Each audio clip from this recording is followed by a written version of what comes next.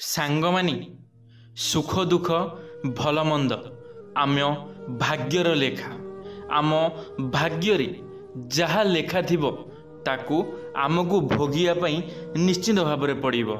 जदि आमे आम भविष्यत रे किछि भल काम करिथिबा, जदि आम पूर्व जन्म रे आमे किछि भल कार्य करिथिबा ताहाले आमे खुशी रे रहिबा, भलरे रहिबा। जदि आमे काहाकू साहाय्य करि नथिबा, काहाकू टिके सुख देई नथिबा, काहाकू टिके भल पाइबा देई नथिबा ताहाले आमे केमिति भल पाइबा को आपणाई पारिबा, केमिति आमे सुख को आपणाई पारिबा? केबे भी हेले संभव नुह। हेले सांग माने जीवन रे तो सुख दुख लगी रही। आज दुख अच्छी तो काली सुख निश्चित भाव में जीवन रे आसीबो।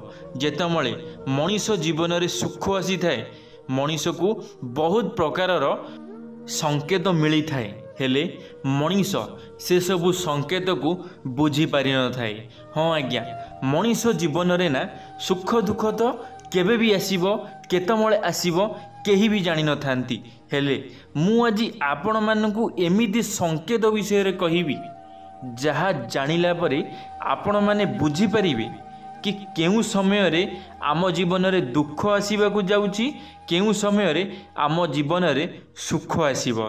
जदि आपण माने ए भिडियोटी को शेष पर्यंत देखिबे ताहाले आपण माने निश्चित भाव में बुझी परिबे कि आपण मानकर जीवन रे सुख केतमळे आसीबो, दुख केतमळे आसीबो। तो चलंतु सांग माने आजिर भिडियोटी आरंभ करिबा। सांग माने भल समय आसीबा पूर्वर तुलसी गछ देई थाए यही सबु संकेत। शीघ्र देखंतु कौन संकेत देउछि तुलसी गछ आपण मानकु निश्चित भाव में देखिबार अछि। सांग माने जीवन रे आसुथिबा समय को नहीं तुलसी गछ मनीष को किछि संकेत देई थांती जहाकू अणदेखा करिबा उचित नुहे। तुलसी माता आगो को आसुथिबा संकट विषय सूचना देई थांती। किछि अशुभ और किछि शुभ हेबा पूर्वर तुलसी गछ विशेष प्रकार संकेत देई थांती। भगवान विष्णु को देवी वृंदावती को यही वरदान देइथिले कि समस्त संसार रे तांकर तुलसी रूपे पूजा कराजिबो एवं वर्षकु थरे तुलसी और शालग्रामंक विवाह कराजिबो। सांगमानी तुमको जदि कई प्रश्न पचारुची तुलसी गछ वर्षकरे थरे काहाकू विवाह करती ताहाले आपण माने कहि परिबे जे शालग्राम को तुलसी माता वर्षकरे थरे विवाह करती बोली। सांगमानी आज आमे जानिबा तुलसी भल समय आसीबा पूर्वर केउ केउ संकेत देई थांती। तुलसी गछ को सर्वदा भूमि ठार उपरे और स्वच्छ स्थान रे रखिबा उचित और नीति पूजा करिबा दरकार। घर सामने लगा जाइथिबा तुलसी गछ केबे भी सुखिबा उचित नुहे। तुलसी गछ सुखिबा बहुत अशुभ मना जाए। तुलसी गछ सर्वदा हरा भरा रहिबा उचित। सांगमाने जदि आपण माने आपणकर घर सामने रे कौनसी तुलसी गछ लगेइछंती कि जदि आपणक घर सामने कौनसी गोटे तुलसी गछ उठिची ताहाले से गछरे पानी देइकरी से गछटी को सबुबेल पई हरा भरा रखंतु। केबे भी हेले ना से गछटी को सुखिबा पई दियंतु नाही। सांगमाने तुलसी रे अपरिष्कार पानी ढालिबा अनुचित होई थाए। तुलसी गछ सुखी गले बड़ विपदर संकेत होई थाए। एहा सह धन खर्च हेबा, व्यापार रे बड़ क्षति हेबार संकेत मध्य होई थाए। एमिति रे सेही गछ को बाहर करी नदी रे प्रवाहित करिबा उचित मना जाई थाए ओ नुआ तुलसी गछ लगाइबा उचित होई थाए।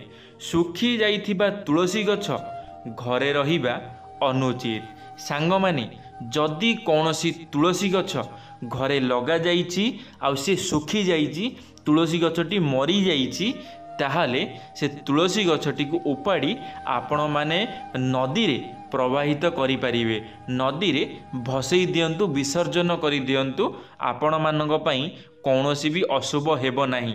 जदि आपण माने ए कथा न मानुछंती आपण माने से तुलसी गछ को सेमती रहिबाकू दउछंती ताहाले आपण मानक पई बहुत बड़ क्षति होई पारे।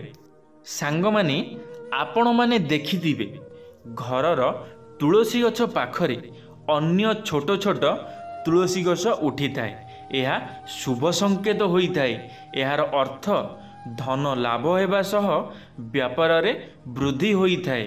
तुलसी गछ आपे आपे उठी गले गृह रे साक्षात माँ लक्ष्मी आगमनर सूचना होई थाए। तुलसीर हरा भरा पत्र आपे आपे छिड़िकी पड़ी जाए तेबे अशुभ संकेत होई थाए।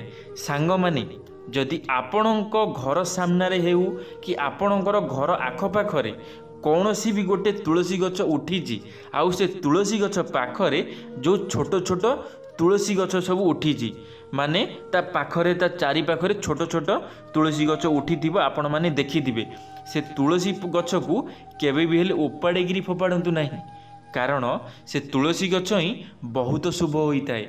से तुलसी गछ को केबे भी हेले उपाड़ेगिरी फोपाड़ंतु नहीं। आउ जदि तुमर से गछरु कंचा पत्र माने हरा भरा पत्र माने आपे आपे छिड़िकी तले पड़ी जाउछि यह हेउछि बहुत बड़ अशुभ संकेत। सेथिपाई आपण मानू टिके नजर रखिबार अछि कहीं ना ऑटोमेटिक आपे आपे तो बहुत समय रे पड़ी जाए हेले कौनसी पशुपक्षी हुंतु कि कौनसी जोर से पवन आसीबा द्वारा मध्य छिंडिगिरी तले पड़ी जाई थाए। तो सेथिपाई आपण मानू टिके ध्यान देबार अछि तुलसी गछ जदि अछि ताहाले टिके ध्यान दियंतु। जदि तुलसी पत्र छिंडिगिरी तले पड़ी जाई थाए ताहाले एहा संकेत देई थाए कि माँ लक्ष्मी आपणक उपरे रुष्ट होइछंती बा रागिछंती। तुलसीर हरा भरा पत्र झड़िले माँ लक्ष्मी गृह छड़ी चली जिबार संकेत होइथाए। घरे अचानक क्लेश र परिवेश निर्माण होइथाए किंतु पत्र हलदिया होई झड़िले प्राकृतिक उपाय होइथाए। तुलसी गछ घरे थिले मद मांस सेवन करिबा अनुचित। सांग माने जदि आपणक घरे तुलसी पत्र अछि तुलसी गछ अछि ताहाले आपण माने केबे भी हेले मद मांस सेवन करंतु नहीं कारण जदि आपण मद मांस सेवन करुछंती ताहाले आपणक पई बहुत बड़ अशुभ संकेत मिली थाए। तो सेथि पई केबे भी हेले मद मांस सेवन करंतु नहीं। तुलसी गछ निकट को जंदा पिंपुड़ी आसीबा को लागी जानती तेबे शुभ संकेत होई थाए किंतु अन्य कीटपतंग लागिबा अशुभ होई थाए। तुलसी गछरे बुढ़ियाणी जाल हेबा धन नाशर सूचना होई थाए। एहाकू तुरंत हटाई देबा उचित। एहा धन चोरी हेबार संकेत देई थाए।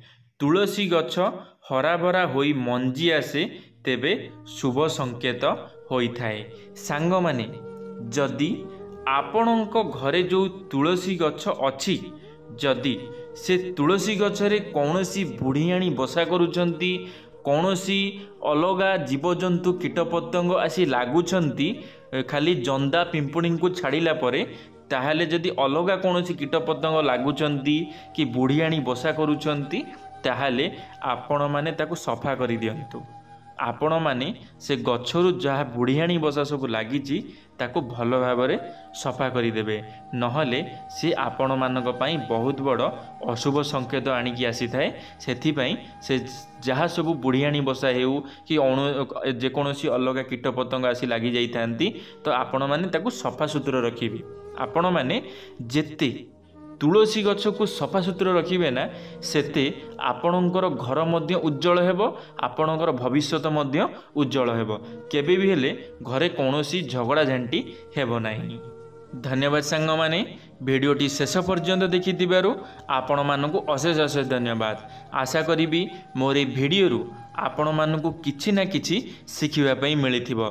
जदि मोर ए भिडियोरु आपणकु किछि भी शिखिबा पई मिलिछि ताहले वीडियोटी को लाइक टे कर दिंतु सांग मानक मध्य शेयर निश्चित भाव में करूँ कमेंट बॉक्स रे आपण मानकर मतामत निश्चित भाव में रखिए जदि आपण मैंने आम टॉकिंग वर्ल्ड यूट्यूब चैनल प्रथम थर पर आम टॉकिंग वर्ल्ड यूट्यूब चैनल को सब्सक्राइब करी बेल आइकन को ऑल क्लिक करेंगे कारण आम चैनल जेबे किसी नुआ मोटिवेशनल वीडियो छड़ा आपण माने सर्वप्रथमे देखिपारे।